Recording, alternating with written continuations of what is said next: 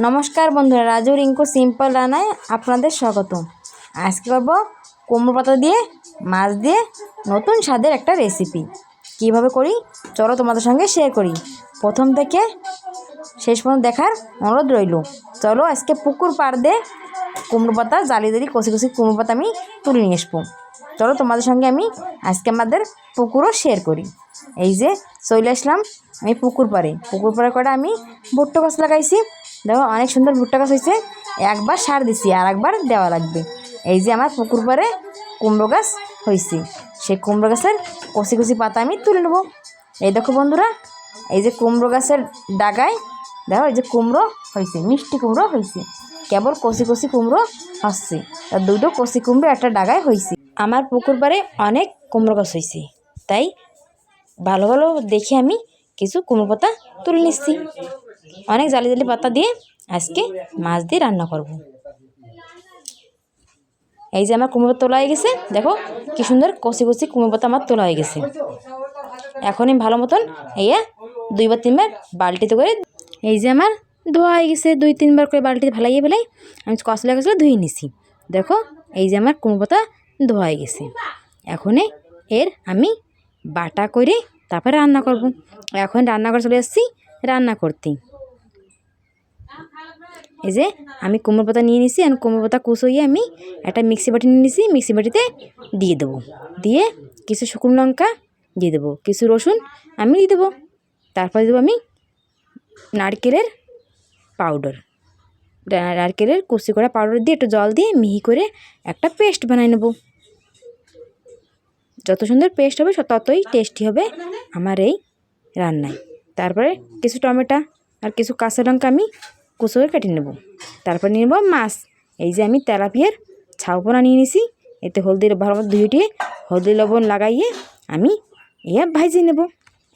প্রথমে দিয়ে দিলাম লবণ আর হলদি পাউডার আর একটু শুকনো লঙ্কার পাউডার দিয়ে ভালো মতো হাত দিয়ে মাখিয়ে আমি ভাজিয়ে নেব। এই যে আমার মাখা জখা হয়ে গেছে, এখনই ভাজিয়ে নেব।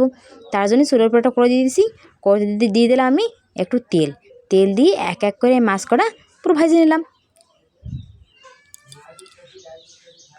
সুন্দর লাগে এই রেসিপিটা।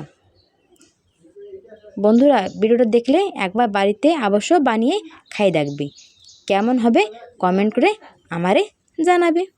এই যে মাছ করা আমি এখন লাল লাল করে এপিট ওপিট করে লাল লাল করে ভাজে নেব।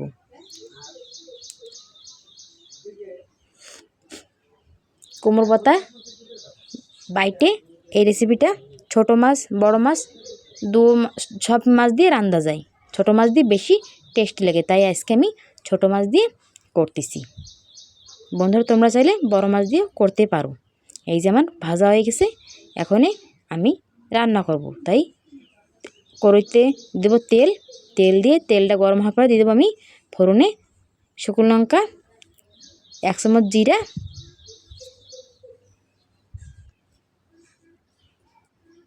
জিরা দিয়ে শুকনো লঙ্কা দিয়ে আমি একটু ভেজে নেব। তারপরে কাটে রাখা টমেটো আমি দিয়ে দেবো, দিয়ে টমেটোটা নেড়েচেড়ে আমি সফট করে নেব। যে সফট হয়ে যাবে সেই আমার বাইটে রাখা কুমড়ো পাতা বাটা আমি দিয়ে দেবো। এই দিয়ে দিলাম কুমড়ো পাতা বাটা, দিয়ে আমি কিছুক্ষণ নেড়েচেড়ে ভালো মতন ভেজে নেব। কুমড়ো পাতার একটা ঘেরান আছে, সেই ঘেরানটা চলে যাবে, তাই কিছুক্ষণ নেড়েচেড়ে ভেজে নেব। তারপরে দেবো স্বাদ মতো লবণ আর হলদি পাউডার, সুন্দর একটা কালার হবে। তারপর দেবো একটু আমি শুকনো লঙ্কার পাউডার, যার কারণে সুন্দর একটা কালার হবে। এই যে আমার ভাজা হয়ে গেছে কুমড়ো পাতার গ্রেভি ভাজা হয়ে গেছে। এখন আমি মশলা ধোয়া বাটি, মানে কুমড়ো পাতা যেতে বাটছিলাম সেই ধোয়া বাটি দিয়ে আমি জল দিয়ে দেবো। জল আমার দেওয়া হয়ে গেছে, টকবক করে জল জাল হচ্ছে।